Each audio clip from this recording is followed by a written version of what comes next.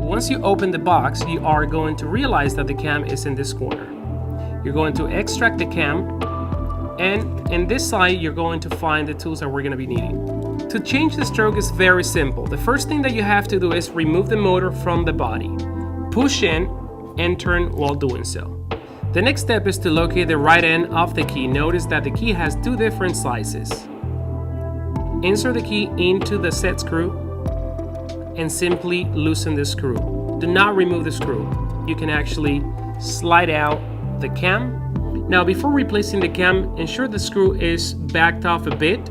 The cam should go all the way in, topping off with a metal washer of the motor. Once you have replaced the cam, fasten the set screw and you're good to go.